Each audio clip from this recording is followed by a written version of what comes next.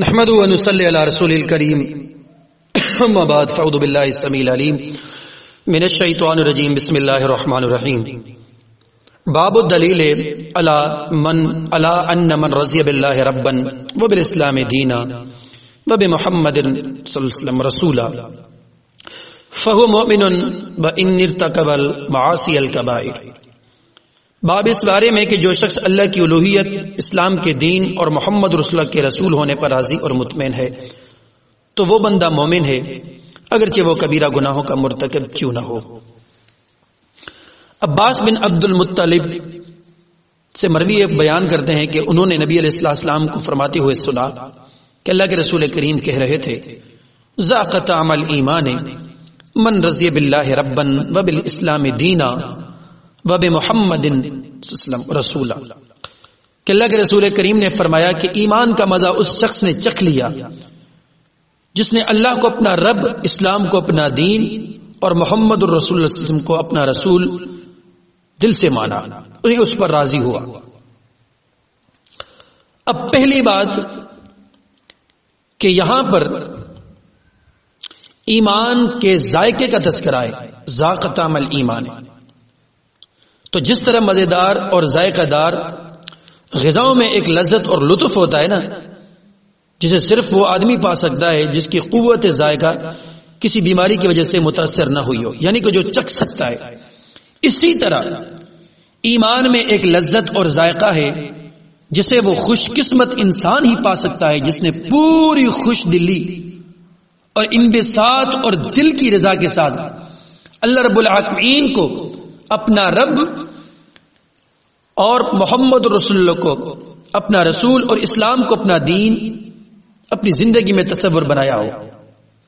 اللہ و رسول اور اس کے اسلام کے ساتھ اس کا تعلق محض رسمی نہ ہو، عقلی دماغی نہ ہو، بلکہ ان کے ساتھ دل کی گہرائی سے، دل کی اطمینان سے ہو، کیونکہ رضا کا معنی قناعت، کفایت اور کچھ نہ چاہنا ہے،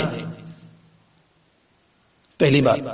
دوسری بات کہ اللہ کے رب ہونے پر راضی کا مطلب یہ ہے کہ بندہ دکھ سکھ غم خوشی ہر حال میں صرف اپنے رب پر بھروسہ رکھے، اپنے رب کو پکارے اور کسی کو نہ پکارے۔ جملہ تو سب کہتے ہیں کہ میرا رب اللہ ہے، لیکن ایمان، بھروسہ، یقین بہت کم لوگوں کا ہوتا ہے، تو ایسے بندے کو ایمان کا مزہ نہیں ملا۔ اور دین اسلام کا بنیاد، اس کی طرف لوگوں کا مائل ہونا، یہ بھی بہت کم ہے۔ آپ دیکھ لیں اسلام پر کون ہے، کون کس کو اسلام پسند ہے؟ اگر اسلام پسند ہو تو ہر گھر میں، ہر جگہ، ہر شہر، ہر گلی میں اسلام کا جھنڈا بلند ہو، لیکن کون اسلام پر چلتا ہے؟ زبانی تو کہتے ہیں لیکن دلی نہیں کہتے، ہم اقرار نہیں کرتے، دلی طور پر اقرار نہیں کرتے، یہ بات یاد رکھ لیں۔ اور محمد رسول اللہ کی رسالت کو تسلیم کرنا یہ بھی محض زبانی ہے۔ آج کل کے دور میں بہت کم لوگ ہیں جن کو قلبی بھی ہو، رسالت کو مانتے سب، پیروی کون کرتا ہے، اطاعت کون کرتا ہے، جذبہ کس کا ہے؟ آپ خود سمجھ سکتے ہیں، دیکھ سکتے ہیں، پڑھ سکتے ہیں، لوگوں کے معاشرے میں رہ کر آپ خوب جان سکتے ہیں۔ تو اللہ کے رسول صلی اللہ علیہ وسلم نے یہاں پر جو ایمان کے ذائقے کا تذکرہ کیا، یہاں پر تو تین کام اللہ کے رب ہونے پر، اسلام کے دین ہونے پر، محمد رسول کی رسالت کو ماننے پر محض زبانی دعوے ہیں، عملی میدان میں بالکل عاری و خالی ہیں۔ پھر کون ہے ایمان کا مزہ چکھنے والا؟ تو کسی نے چکھا ہی نہیں، صرف وہی چکھ سکتا ہے تو ان تینوں چیزوں کو زبانی اور قلبی، عملی تسلیم کرتا ہو، عملی جواہر اپنے زندگی میں پیدا کرے، وہ بندہ کر سکتا ہے۔ دوسری بات، آپ صلی اللہ علیہ وسلم کی اتباع اور پیروی کرنا، کسی اور کی طرف جھانک کر بھی نہ دیکھنا، صرف اللہ کے رسول کریم کی اطاعت، رسالت کو ماننا یہ ہے۔ صرف رسالت کو ماننا یہ نہیں کہ آپ زبانی دعویٰ کر لیں، عملی میدان میں آپ آری و خالی ہو، نہیں، اگر آری خالی ہیں آپ تو اس زبان کے دعویٰ کی کوئی اہمیت نہیں. یاد رکھ لینی چاہیے بات. چوتھی نمبر بات کہ امام نووی رحمہ اللہ نے جو یہ باب قائم کیا نا، اس سے صاف ظاہر ہے کہ کتنا بڑا کبیرہ گناہ کرنے والا وہ مومن ایمان والا ہے. یعنی ایسا کبیرہ گناہ کا مرتکب اسلام سے خارج نہیں ہے. یہ بات یاد رکھ لیں. جیسا کہ بعض گروہوں میں کچھ لوگوں کا عقیدہ ہے کہ ایمان والا وہ بندہ نہیں جس نے گناہ کیا، یعنی جو گناہ کرتا ہے اب وہ اسلام سے خارج ہو گیا.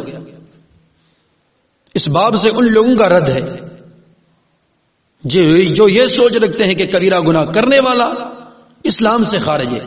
اسلام سے خارج نہیں ہے. امام نووی کے اس باب کو دیکھ لیں، حدیث کو دیکھ لیں. تو امام نووی نے ان لوگوں کا رد کیا ہے جن کا یہ عقیدہ تھا اور ہے کہ گناہ کبیرہ کرنے والا وہ اسلام کے دائرے سے خارج ہے. اسلام کے دائرے سے خارج نہیں ہے.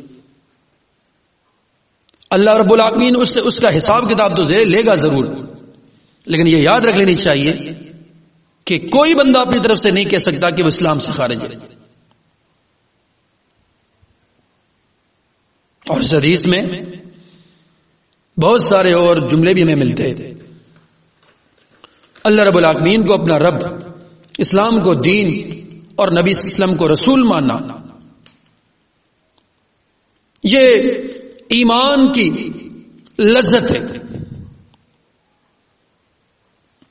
جس طرح کوئی بندہ ذائقہ دار غذاؤں میں سے ایک لذت اور لطف اٹھاتا ہے نا، اور پا کون سکتا ہے اس لذت کو؟ پھل سے، فروٹ سے صرف وہی پا سکتا ہے جس کو احساس و محسوس کر سکتا.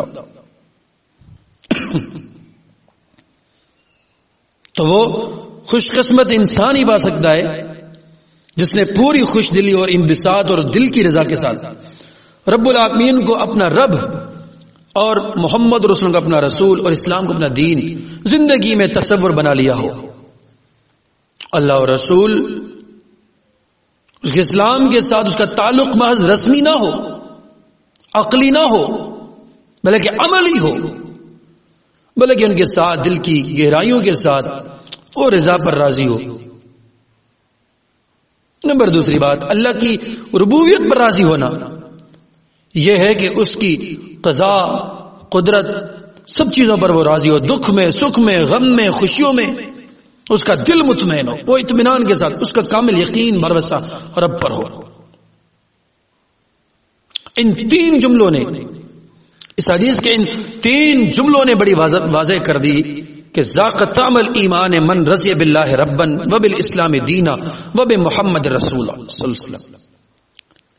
اللہ کو اپنا رب ہونے پر، اسلام کو دین پر اور محمد رسول اللہ کو رسالت ماننے پر راضی ہو، زبانی اور عملی دونوں طرح. آپ کو اکثر زبان والی ملے گی اکثریت، لیکن عملی اور قلبی بہت کم ہے. یعنی کہ جو بہت کم ہے ان کو پھر ایمان کا مزہ نہیں ملا، انہوں نے ایمان کو چکھا ہی نہیں. تو ایمان آپ تب چکھ سکتے ہیں ایمان کے ذائقے کو جب آپ ان عملوں میں، تین کاموں میں آپ کسی اور کی طرف دیکھیں گے بھی نہیں. یعنی کہ آپ نے اپنا رب، اللہ کو رب مانا، اب آپ دکھ میں، سکھ میں، غم میں، خوشیوں میں کسی اور کی طرف آپ دیکھیں گے نہیں. اور اگر آپ نے اسلام کو دین مانا تو آپ رسموں کو، رواجوں کو، اس کی طرف آپ جھانک کر بھی نہیں دیکھیں گے. اسلام آپ کو جو دے آپ لیں گے، دین آپ کو جو دے آپ لیں گے، جس سے منع کرے گا آپ رک جائیں گے. محمد الرسول اللہ کو رسالت رسول ماننے کے بعد اب کسی کی بات حرف آخر نہیں ہے تو محمد الرسول اللہ کی ہے. تو ان تین جملوں نے ہمیں اسلام کا درس دیا، تین جملوں نے کہ مومن کون ہے. تو اللہ پاک مجھے آپ سب کو کتاب و سنت پر عمل پیرا ہونے کی توفیق عطا فرمائے. والسلام علیکم ورحمۃ اللہ.